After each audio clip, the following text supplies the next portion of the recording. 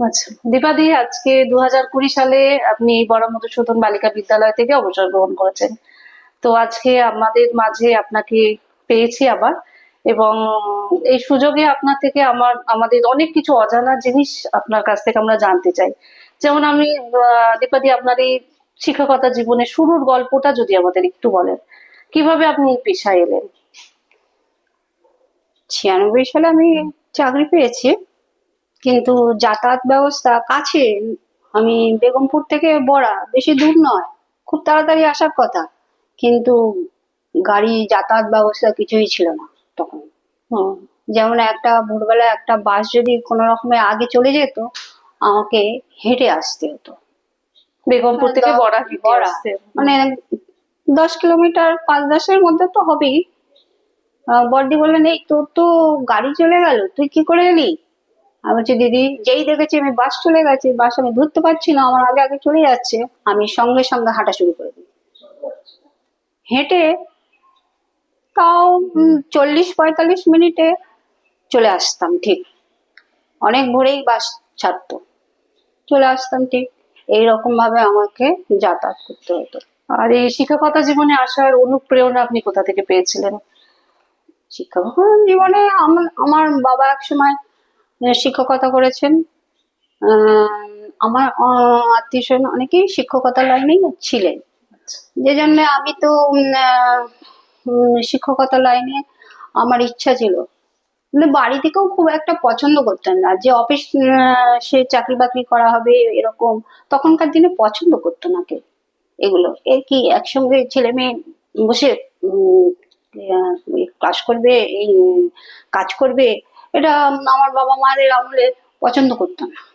তো মেয়েরা যদি স্কুল টিচার হয় তাহলে ঠিক আছে, এরকম আচ্ছা, বলতেন। ঠিক আছে দিদি। সেই জন্য আচ্ছা, আমার এই এই পেশায় পেশায় আসা। আসা খুব আমারও ইচ্ছা, আমিও ভালোবাসতাম।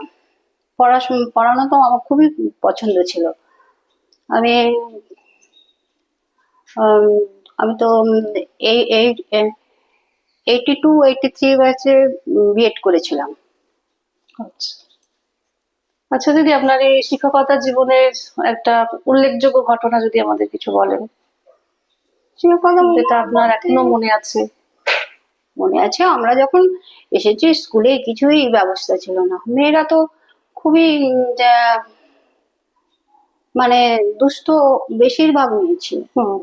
কারো ড্রেস পোশাক ছিল না এই সেরকম। এলাকাটা তো যারা একটু সেইভাবে। অবস্থাপন্ন তারা বেশ ইস্ত্রি করা ভালো করে আসতো। আর যাদের অবস্থা সেরকম নয়, যে পোশাকের চেহারা দেখলেই বোঝা যেত যে এরা কি পরিবেশ থেকে আসছে, তারা ক্লাস করবে কি, তাদের মেন্টালিটি কিরকম বোঝাই যাচ্ছে। তাহলে এই সমস্ত মেয়েদের আমাদের সবকিছু করতে হতো। দিদিরা বলতেন, তাক এরা এরকম দুস্থ এলাকা থেকে আসছে, এদেরকে তোদের এরকম একটা কোনো বিশেষ কিছু ভালোবেসে। ঘটনা মনে আছে? মনে আছে বলতে, আমার বউ নেই তখন, ড্রেস পোশাক ছিল না। দিদিরাই বলতেন, যারা পাশ করে যাবে তাদের পুরনো ড্রেস ফ্রেস এ সমস্ত দিয়ে দেয়, যারা দিয়ে দিবি। তার অনেক পরে তো এখন স্কুলে সব হুম। একই রকম ড্রেস, ভালো, এগুলো খুবই উন্নত হয়েছে, অনেক ব্যবস্থা ভালো হয়েছে। খাওয়া দাওয়ার ব্যবস্থা ছিল না। একটা মেয়েকে তো আমার খুবই মনে পড়ে, যে আমি ক্লাস থেকে বের করে দিয়েছিলাম মানে কি, আমি একটা বিশেষ জিনিস লিখতে দিয়েছি পরীক্ষার মতো। আহ মেয়েটি লেখেনি, অস্থির করছে, এদিক থেকে ওদিকে, এ বেঞ্চ থেকে ও বেঞ্চে পেছনে ছুটোছুটি করছে। আমি বারণ করা সত্ত্বেও শুনছে না। তারপর মেয়েটিকে আমি বার করে দিই, তুমি এরম করছো কেন, সবাই লিখছে। মেয়েটা সঙ্গে সঙ্গে কি হলো, ধরাস করে পড়ে গেল। তারপরে শুনলাম যে মেয়েটি খেয়ে আসে না, খুবই দুষ্ট। কিন্তু ওপর থেকে দেখে তো মানুষকে বুঝতে বোঝা পারি। যায় না, আমি বুঝতে পারিনি। তারপর জানতে পারলাম যে মেয়েটা খেয়ে আসেনি। বলছে, ওর তো খাওয়া হয়নি দিদি। মেয়েরা জানালো। তারপর আবার তাকে ধরে তুলে বসানো হলো, ঠিক হয়ে গেল, কিছু হয়নি। কিন্তু ওই দিনটা আমার খুব খারাপ লেগেছিল, যে এমন আমাদের মানে মেয়েদের পরিস্থিতি ছিল। এখন অনেক ভালো ব্যবস্থা হয়েছে, খাওয়া দাওয়া শুরু হয়েছে, এগুলো সত্যিই হ্যাঁ, এখন দরকার। মিড ডে মিলের ব্যবস্থা আছে, তখন তো সেটা ছিল না। হ্যাঁ। আর আমি এসব প্রকৃতি, এ সমস্ত গাছপালা আমি খুবই ভালোবাসতাম। না, এক একটা, আমি তো বেশিরভাগ আমার ইন্টারভিউ যদিও আমি বাংলা ল্যাঙ্গুয়েজ গ্রুপে আমি টিচার নিয়োগ হয়েছিলাম, কিন্তু আমি সবই পড়াতাম। বাংলা তো পড়াতেই হতো।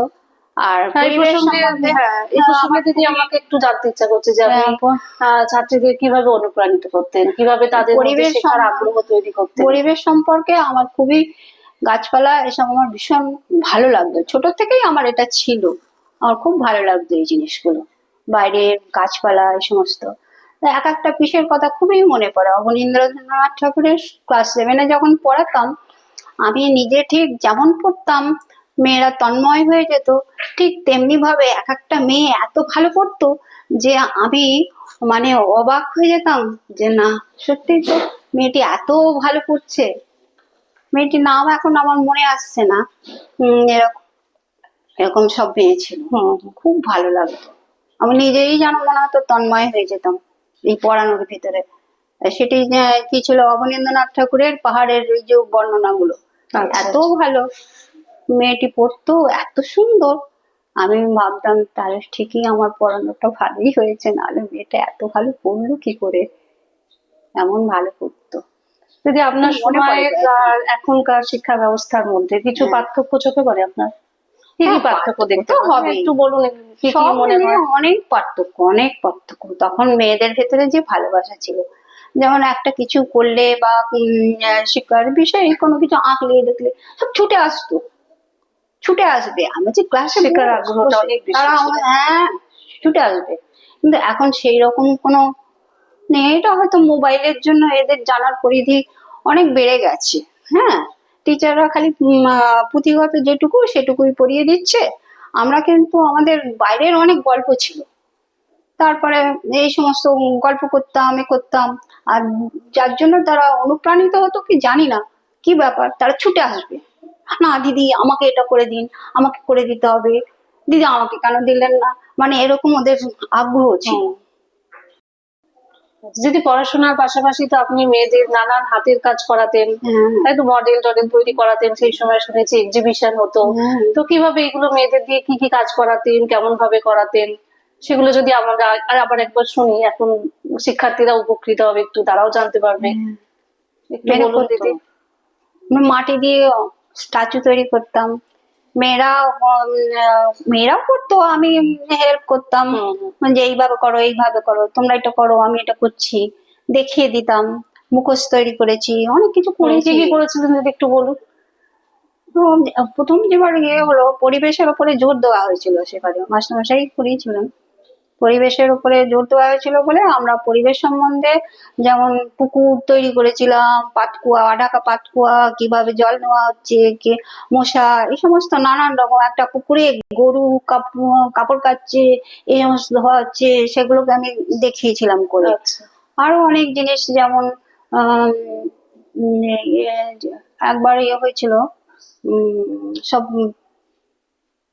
ইতিহাসের উপরে যেগুলো করেছিলাম, সেগুলো সব বুদ্ধের মূর্তি, মহেঞ্জোদারো স্ট্যাচু করেছিলাম, স্থাপত্য, এগুলো সব দেখিয়েছিলেন। হ্যাঁ সব করে দেখিয়েছিলাম।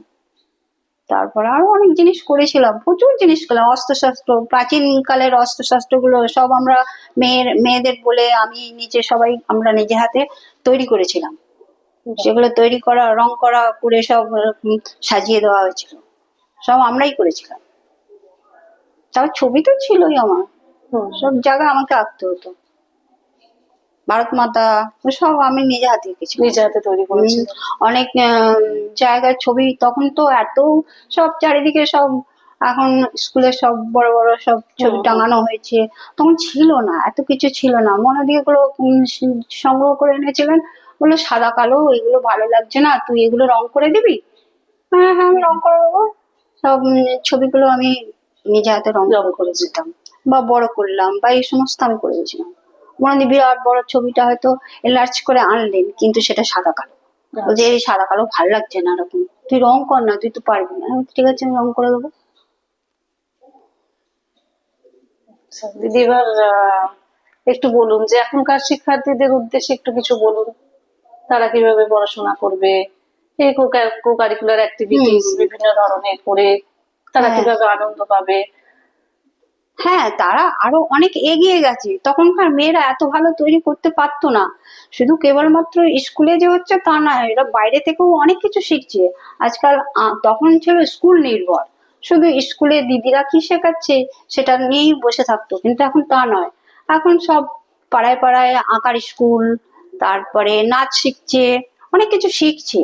আর তার প্রতিফলন কিছুটা স্কুলেও পড়ছে, পড়ছে না তা নয়। এসব এক্সিবিশন, নানান ধরনের আয়োজনে দেখছি হাতের কাজ অনেক সুন্দর, অনেক সুন্দর। তখন মেয়েরা এত পারতো না, আমাদেরই বেশিরভাগ, ফেসিলিটিসও অত ছিল না। আমাদেরই করে দিতে হতো। তাদেরকে শিখিয়ে দিতাম, বলতাম। ওটাই তাদের আনন্দ ছিল না, দিদিরা এত কিছু শেখাচ্ছে, যেটুকু শিখতো তাতেই ওদের খুব আনন্দ ছিল। এখন মেয়েরা আরো বেশি করতে পারে। এখন অনেক উন্নত ব্যবস্থা হয়েছে না, মোবাইল দেখে শিখছে, কত জায়গা শেখার থেকে শিখছে। মাধ্যমগুলো এখন মাধ্যম অনেক বেড়ে বেড়ে গেছে। গেছে, তখন তো এত কিছু ছিল এত না। কিছু ছিল না, টিচাররাও তখন দেখাচ্ছে। আপনারাই যেভাবে গাইড হ্যাঁ, করতেন হ্যাঁ, তারা সেভাবেই সেইভাবেই করতো। এই টিচাররাও তো শেখাচ্ছে, হুম হুম। কম্পিউটারে কত কিছু শেখানো হচ্ছে, নানান রকম দিদি ব্যবস্থা কি হয়ে গেছে। শিক্ষিকা হিসেবে স্কুলে প্রথম যোগদান এবং এখান থেকে অবসর এখান থেকে গ্রহণ? অবসর গ্রহণ। এই হুম। প্রথম দিনের অভিজ্ঞতা একটু বলুন না। প্রথম দিনে, স্কুলে প্রথম দিনে আপনার অভিজ্ঞতা। প্রথম দিন আমি যখন এসেছিলাম, তখন আমি জয়নিং ডেটের আগেই আমাদের আসতে বলা হয়েছিল। আমরা এসেছিলাম, দেখা করে গেছিলাম স্কুলে। তো আমরা আসতেই বললো এখন তো স্কুল বন্ধ হয়ে যাবে, ছুটি, পুজোর ছুটি পড়ে গেছে।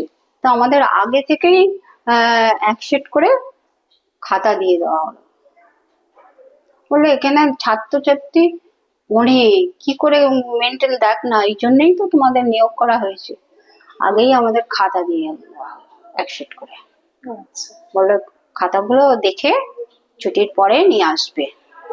তাই নিয়ে আসলাম। হুম, হুম। আর স্কুল তো তখন এরকম নয়, এসব বিল্ডিং কোথায়। আচ্ছা, আর দিদি 2020 সালে তো অবসর গ্রহণ করেছেন, তো এখন আপনার অবসর জীবন কেমন কাটছে? অবসর জীবন কেমন হবে, স্কুলের একটা অ্যাক্টিভিটি আলাদা, সবাই একসঙ্গে হই হই আনন্দ, ছাত্র ছাত্রী সবাই মিলে আনন্দ করারও সুযোগ আছে। কিন্তু সেটা তো আর বাড়ির জীবন বাড়ির।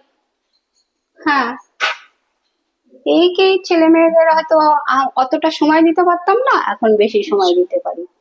হ্যাঁ, এইটুকু, নাহলে আনন্দের কিছু নেই।